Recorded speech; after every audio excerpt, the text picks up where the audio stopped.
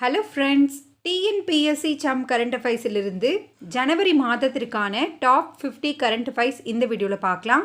Friends, நம்மளுடைய சேனலில் வரக்கூடிய குரூப் 4 தேர்வுக்காக மிக முக்கியமான கேள்விகள்லாம் அப்லோட் பண்ணிகிட்ருக்கோம். நீங்கள் இன்னும் சேனலை சப்ஸ்கிரைப் பண்ணலை அப்படின்னா சப்ஸ்கிரைப் பண்ணிக்கோங்க.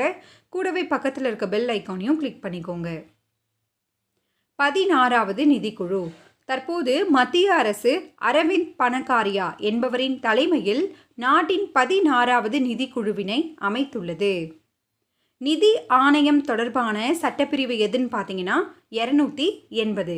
நிதி ஆணையம் சட்டப்பிரிவு 280. இவர் யாரால் நியமனம் செய்யப்படுகிறார்? குடியரசுத் தலைவர். இவருக்கான பதவிக்காலம் 5 ஆண்டுகள். அடுத்து, இந்தியாவின் இரத்த புற்றுநோய்க்கான முதல் வாய்வழி மருந்து எது? பரிவால். இம்மருந்தினை டாடா மெமோரியல் மருத்துவமனை கண்டுபிடித்துள்ளது. நீளமான கடல் பாலம். இந்தியாவின் மிக நீளமான கடல் பாலமானது மகாராஷ்டிராவின் சிவ்ரி டு நவசேவா இடையே உருவாக்கப்பட்டுள்ளது. இதனுடைய பெயர் அடல் சேது. அடல் சேது பாலம் எந்த இரு பகுதிகளை இணைக்கிறது? மகாராஷ்டிராவின் சிவ்ரி டு நவசேவா. பிரிக்ஸ் உச்சி மாநாடு 2024 ரஷ்யாவில் நடைபெற உள்ளது. பிரிக்ஸ் உச்சி மாநாடு 2024 ரஷ்யா. சமீபத்தில் பிரிக்ஸ் கூட்டமைப்பில் புதிதாக 5 நாடுகள் இணைந்துள்ளன. அந்த நாடுகள் எதுன்னு கேட்க தேர்வில் அதிக வாய்ப்புகள் இருக்குது. எகிப்து, எத்தியோப்பியா, ஈரான், சவுதி அரேபியா, ஐக்கிய அரபு அமீரகம். அடுத்து, ராஜஸ்தானில் ஜெய்ப்பூர் நகரில் மாநில காவல்துறை தலைவர்கள் டிஜிபி மற்றும் ஐஜிக்கள் மாநாடு நடைபெற்றது. புதிய அட்வொகேட் ஜெனரல். இதுவும் மிக முக்கியமான கரண்ட் அஃபைர்ஸ். தமிழக அரசின் புதிய தலைமை வழக்கறிஞராக PS ராமன் நியமனம் செய்யப்பட்டுள்ளார். தமிழகத்தின் புதிய அட்வொகேட் ஜெனரல் யார்? PS ராமன். மாநில அரசு தலைமை வழக்கறிஞருக்கான சட்டப்பிரிவு எது? 165. தமிழ்நாடு அரசு தலைமை வழக்கறிஞராக பதவி வகித்த ஆர் சண்முக சுந்தரம் ராஜினாமா செய்ததை அடுத்து இவர் நியமனம் செய்யப்பட்டுள்ளார். அடுத்து, 6வது கேலோ இந்தியா போட்டிகள். 6வது கேலோ இந்தியா விளையாட்டு போட்டியானது தமிழ்நாட்டில் நடைபெற்றது. எந்த இடத்துல நடைபெற்றது இந்த பதிப்பு அப்படின்னு கேட்கலாம். இல்லை, தமிழ்நாட்டில் நடைபெற்றது எத்தனையாவது பதிப்பு அப்படின்னும் கேட்கலாம். இப்போட்டியின் இலைச்சினை எதுன்னு பார்த்தீங்கன்னா வீரமங்கை வேலுநாச்சியார். சூரிய ஒளி மின் உற்பத்தி நிலையம். உலகிலேயே அதிக அளவில் சூரிய ஒளி மின் உற்பத்தி செய்யும் நிலையமானது மத்திய பிரதேசத்தில் அமைக்கப்பட்டு வருகிறது. இடம் மத்திய பிரதேசம். மத்திய பிரதேசம் நர்மதை ஆற்றின் பகுதியில் இது அமைக்கப்பட்டு வருகிறது. அடுத்து, தூய்மையான நகரங்கள் பட்டியல். 1,00,000க்கும் மேலான மக்கள் தொகை கொண்ட நகரங்களுக்கான பட்டியலில் எந்த நகரம் முதலிடத்தில் இருக்குன்னு பார்த்தீங்கன்னா இந்தூர். தொடர்ந்து 7வது முறையாக இந்தூர் முதலிடம். மேலும் சூரத்தும் இதில் முதலிடம் பிடித்துள்ளது. 3ஆம் இடம் பிடித்த நகரம் நவி மும்பை. 4ஆம் இடம் விசாகப்பட்டினம்.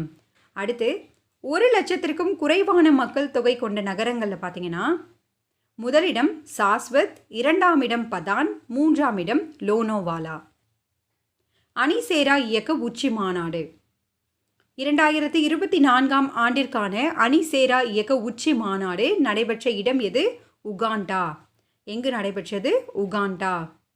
Passport index. சமீபத்தில் 2024ஆம் ஆண்டிற்கான சக்தி வாய்ந்த பாஸ்போர்ட் பட்டியலில் இந்தியா பிடித்துள்ள இடம் எது? 80வது இடம். இதில் ஆப்கானிஸ்தான் கடைசி இடத்தை பிடித்துள்ளது. சர்வதேச கப்பல் பழுது பார்க்கும் மையம். இந்தியாவின் முதல் சர்வதேச மேம்படுத்தப்பட்ட கப்பல் பழுது பார்க்கும் மையம் எங்கு திறக்கப்பட்டுள்ளது? கேரளா. தூய்மைக்கான விருது. தென்னிந்தியாவின் தூய்மை விருதானது கீழ்வேளூர் பேராட்சிக்கு வழங்கப்பட்டுள்ளது. தென்னிந்தியாவின் தூய்மை விருது எந்த பேரூராட்சிக்கு வழங்கப்பட்டிருக்கு? கீழ்வேளூர். இது நாகை மாவட்டத்தில் அமைந்துள்ளது. உலக முதலீட்டாளர்கள் மாநாடு 2024. இதை பற்றின டீட்டெயில்ஸ் பார்க்கலாம். தமிழகத்தில் நடைபெற்ற உலக முதலீட்டாளர்கள் மாநாட்டில் மொத்தம் பார்த்தீங்கன்னா ரூபாய் 6.64 லட்சம் கோடி முதலீடுகள் ஈர்க்கப்பட்டுள்ளன. இந்த அமௌண்ட் கூட நமக்கு எக்ஸாமில் கேட்கலாம். முதலீட்டுக்கான புரிந்துணர்வு ஒப்பந்த செயலாக்கத்திற்கு TRP ராஜா தலைமையில் குழு ஒன்று உருவாக்கப்பட்டுள்ளது. மேலும் சென்னையில் நடைபெற்ற உலக முதலீட்டாளர்கள் மாநாட்டின் கருப்பொருள் என்ன அப்படின்றத பார்த்தீங்கன்னா, தலைமைத்துவம், நீடித்த நிலைத்த தன்மை, அனைவரையும் உள்ளடக்கிய வளர்ச்சி. இதெல்லாம் மிக முக்கியமான கரண்ட் அஃபைர்ஸ் நம்ம தேர்வில் எதிர்பார்க்கலாம் ஃப்ரெண்ட்ஸ். 2030ஆம் ஆண்டிற்குள் $1 trillion அமெரிக்க டாலர் பொருளாதாரத்தை எட்ட இந்த மாநாட்டில் இலக்கு நிர்ணயம் செய்யப்பட்டுள்ளது. இலக்குக்கான ஆண்டு என்ன அப்படின்றதும் பார்த்துக்கோங்க. அடுத்து கேலோ குளிர்கால போட்டி. ஜம்மு காஷ்மீர் மற்றும் லடாக்கில் 4வது கேலோ இந்தியா குளிர்கால விளையாட்டு போட்டியானது நடைபெறுகிறது. இதனுடைய இலைச்சினை எதுன்னு பார்த்தீங்கன்னா, பனி சிறுத்தை. பாதுகாக்கப்பட்ட வேளாண் மண்டலம். சமீபத்தில் தமிழக அரசு பாதுகாக்கப்பட்ட வேளாண் மண்டல பகுதியாக மயிலாடுதுறை மாவட்டத்தை அரசிதழில் வெளியிட்டுள்ளது. சமீபத்தில் எந்த மாவட்டம் தமிழக அரசு பாதுகாக்கப்பட்ட வேளாண் மண்டல பகுதியாக அறிவிக்கப்பட்டுள்ளது? மயிலாடுதுறை மாவட்டம். ஏற்கனவே பார்த்தீங்கன்னா, தஞ்சை, திருவாரூர் மாவட்டங்கள் பாதுகாக்கப்பட்ட வேளாண் மண்டலங்களாக அறிவிக்கப்பட்டுள்ளது. ஸோ இந்த டிஸ்ட்ரிக்ட் நேம்லாம் கொடுத்துட்டு பொருந்தாதது எது அப்படின்னு கூட கேட்கலாம். நோட் பண்ணிக்கோங்க ஃப்ரெண்ட்ஸ். அடுத்து அம்பேத்கர் சிலை. உலகிலேயே மிகப்பெரிய அம்பேத்கர் சிலையானது எங்கு திறக்கப்பட உள்ளது? ஆந்திராவின் விஜயவாடா. இதனுடைய உயரம் என்னன்னு பார்த்தீங்கன்னா 206 அடி. ஷேக் ஹசீனா. மீண்டும் வங்கதேசத்தின் பிரதமராக ஷேக் ஹசீனா தேர்வாகியுள்ளார். ஷேக் ஹசீனா எந்த நாட்டுடன் தொடர்புடையவர்? வங்கதேசம். இவர் வங்கதேசத்தின் பிரதமர். 4வது முறையாக இவர் இப்பதவிக்கு தேர்வு செய்யப்படுகிறார். நீர்மூழ்கி கப்பல் சுற்றுலா. இந்தியாவின் முதல் நீர்மூழ்கி கப்பல் சுற்றுலா சேவையை தொடங்கிய மாநிலம் எது? குஜராத். துவாரகாவில் இந்த நீர்மூழ்கி கப்பல் சுற்றுலா சேவை தொடங்கியுள்ளது. சிறந்த ஒருநாள் கிரிக்கெட் வீரர். 2023ஆம் ஆண்டிற்கான சிறந்த ஒருநாள் கிரிக்கெட் வீரர் விருதினை பெற உள்ளவர் யாருன்னு பார்த்தீங்கன்னா, விராட் கோலி அவர்கள். இவர் 4வது முறையாக இவ்விருதினை பெறுகிறார். மேலும் இலங்கை கிரிக்கெட் வீராங்கனையான சாமரி அட்டப்பட்டு என்பவர் சிறந்த ஒருநாள் கிரிக்கெட் வீராங்கனைக்கான விருதுக்கு தேர்வு செய்யப்பட்டுள்ளார். கஞ்சர் எக்ஸசைஸ். இது இந்தியாவிற்கும் கிர்கிஸ்தானிற்கும் இடையே நடைபெறக்கூடிய கூட்டு சிறப்பு படை பயிற்சி. ஸோ இந்தியா எந்த நாட்டுடன் கஞ்சர் எக்ஸசைஸை மேற்கொண்டது அப்படின்னு கேட்கலாம். கிர்கிஸ்தான். ஆசிய பௌத்த மாநாடு. 2024இல் அமைதிக்கான ஆசிய பௌத்த மாநாட்டின் பொது சபை கூட்டம் எங்கு நடைபெற்றிருக்கு அப்படின்னு பார்த்தீங்கன்னா, புதுடெல்லி. இந்த வருடம் 12வது பதிப்பு புதுடெல்லியில் நடைபெற்றது. INS சென்னை போர்க்கப்பல். சோமாலியா அருகே வடக்கு அரபிக்கடலில் கடற்கொள்ளையர்களால் கடத்தப்பட்ட MV லீலா நார்ஃபோக் என்ற சரக்கு கப்பலை இந்திய கடற்படை மீட்டது. அந்த கப்பலுடைய பெயர் எதுன்னு பார்த்தீங்கன்னா, INS சென்னை. INS சென்னை என்ற போர்க்கப்பல் தான் இந்த கடத்தப்பட்ட கப்பலை மீட்டுள்ளது. அடுத்து பிம்ஸ்டெக் கூட்டமைப்பு. பிம்ஸ்டெக் அமைப்பின் 4வது பொதுச் செயலாளராக இந்தியாவை சேர்ந்த இந்திரமணி பாண்டே என்பவர் பதவியேற்றுள்ளார். பிம்ஸ்டெக்கின் பொதுச் செயலாளராக நியமனம் செய்யப்பட்ட இந்தியாவைச் சேர்ந்த நபர் யார்? இந்திரமணி பாண்டே. பிம்ஸ்டெக் கூட்டமைப்பின் நாடுகள் என்னென்ன அப்படின்றத பார்க்கலாம். இந்தியா, வங்கதேசம், மியான்மர், இலங்கை, தாய்லாந்து, நேபாளம் மற்றும் பூடான். பெண்களுக்கான முதல் சைனிக் பள்ளி. இந்தியாவின் முதல் அனைத்து பெண்கள் சைனிக் பள்ளி எங்கு தொடங்கப்பட்டிருக்கு? உத்தரப்பிரதேசம். சைனிக் பள்ளி இராணுவம், கடற்படையில் சேர்வதற்கான பயிற்சி அளிக்கக்கூடிய பள்ளி. 2023 பெண்களுக்கு எதிரான குற்றங்கள். சமீபத்தில் தேசிய மகளிர் ஆணையம் 2023ஆம் ஆண்டில் பெண்களுக்கு எதிராக பதிவு செய்யப்பட்ட புகார்களை தெரிவித்துள்ளது. இதன் அடிப்படையில் உத்தரப்பிரதேச மாநிலம் முதலிடம் பிடித்துள்ளது. டில்லி 2ஆம் இடம், மகாராஷ்டிரம் 3ஆம் இடம். உலக பொருளாதார மன்றம்.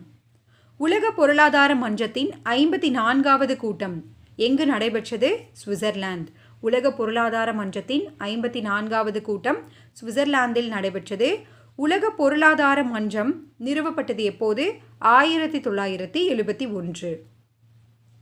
சர்வதேச ஒட்டக திருவிழா. சமீபத்தில் ராஜஸ்தான் மாநிலத்தில் சர்வதேச ஒட்டக திருவிழா நடைபெற்றது. சர்வதேச ஒட்டக ஆண்டாக ஐநா 2024ஆம் ஆண்டை அறிவித்துள்ளது. ஸோ சிறுதானிய ஆண்டு 2023, சர்வதேச ஒட்டக ஆண்டு எது 2024. பிக்மி 3.0 மென்பொருள் இது எதற்கானது அப்படின்றத பார்க்கலாம்.